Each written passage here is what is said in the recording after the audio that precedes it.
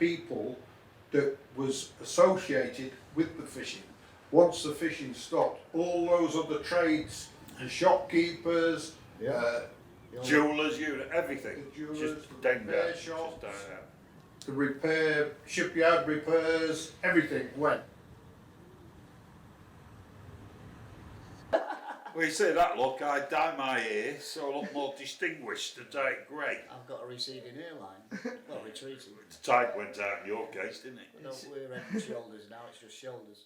When we was at school, our headmaster, he was very, very strict, our headmaster. Bear in mind, it was a secondary modern school, not like him, posh one here. I went to grammar school, yeah. Oh, did you? Anyway, when our headmaster found out that, he said, anybody want to go to sea?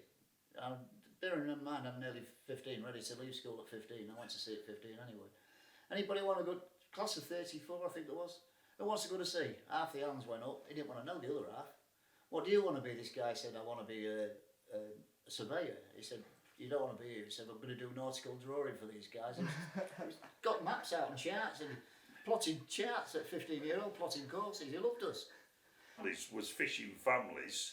Granddad's was fishing, my father was fishing, Cyril's father was fishing. All the relations. So it was a sort of a knock-on effect, if you like, as it would be coal mining or working at steel works or docking, anything like that. It usually runs in the family.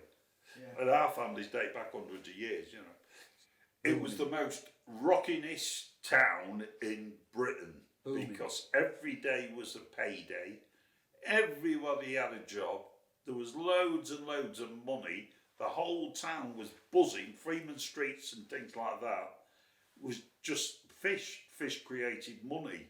What we did gave jobs to 50 other people, if you like. Yeah. So everyone benefited from the fishing industry in Grimsby, which at the time, 60s and that, was the biggest fishing port in the world. And the second biggest fishing port was across the river, Hull. It was a buzz though, you know. Yeah. Life was a buzz. You had the money and you had the life and you'd been there and you deserved it because it's not easy to see. What we mate, cock of the walk. Yeah. In the docks, across the road here, it's all falling to bits now, isn't it?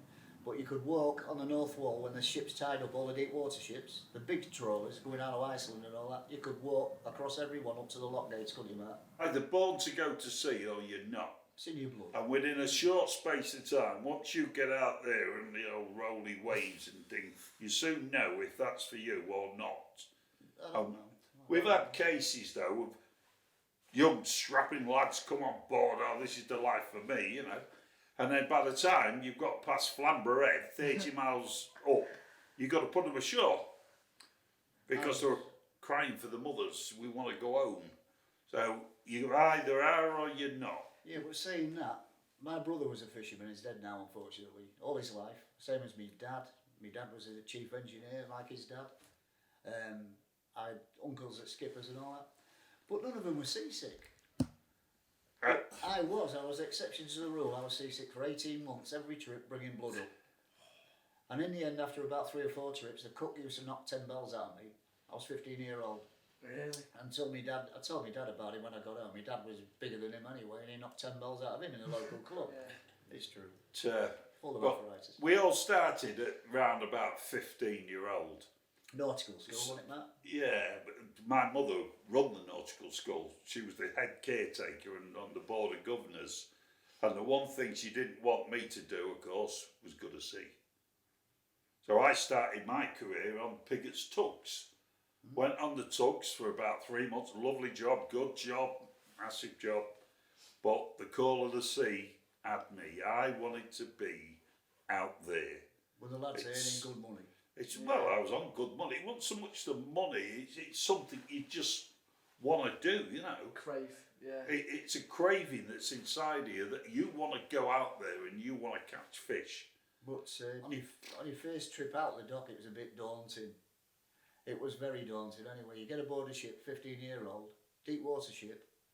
How long was it at? 200 odd foot long? Well, 180 feet average, say. And you're out there, you get on the board, you climb up a ladder. Bear in mind it's high tide on the North Wall and they're all bounds onto the wall. You're climbing up a ladder, sometimes 15, 20 foot high, with a bag on your back, and beds and all sorts.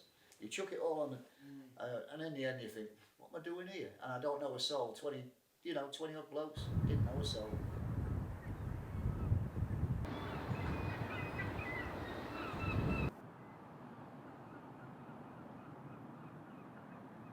I mean, my first trip to sea was on a snapper at the time. A snapper means one that makes big money.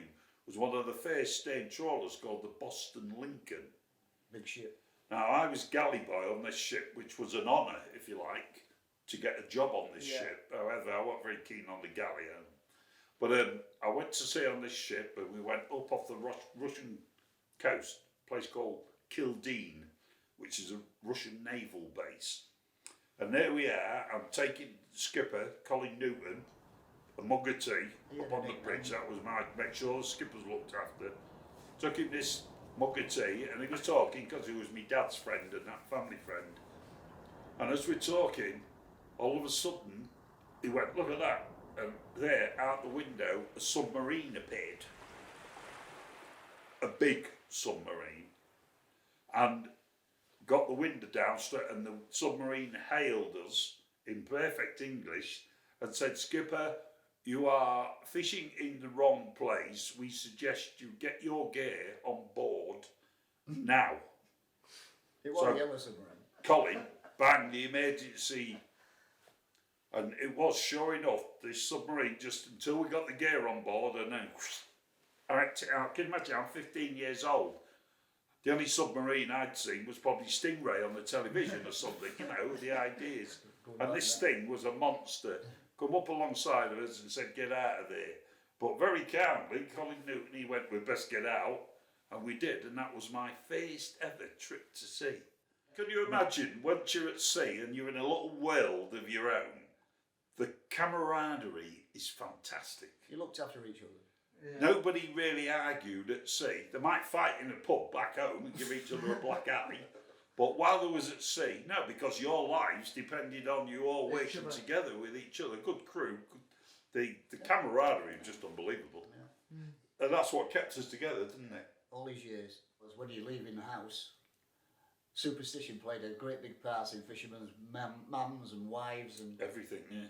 And honest to God, if I was going away, say at 6 in the morning, my mum would be up with me at 4. So the taxi used to come and pick you up, take you down docks, put all your gear in, you know. But honestly, if I left a pair of shoes in the middle of the floor, they'd be there for 2 days. She wouldn't wash when you're going away because they believed they'd wash you away. No whistling, you couldn't wear a green jumper. You whistle the wind up. All superstitions. Blow the wind up, they believed. Whistling for the wind, it's called. If you was... You whistle a gale up. You were whistling for the wind. Somebody backhand you. Superstitious. These were a pinch of salt, some of these. My old man used to say to us, if you're going to sea and you're walking down the road or in the taxi and you see a nun, tell the taxi to turn round and come back home again. Yeah, but I can... Because it was supposed to be unlucky to see a nun down the street. We bounce off each other. We've been best mates with kids. We went to sea on a Friday and we got down docks, like I said, and all the gear went aboard the ships and 12 nuns walked along the North Wall, not one ship sailed. That was the skippers that won't go. There was fuming because they couldn't go away on a Sunday, so you had to go on Monday. The trawler owners was up in arms.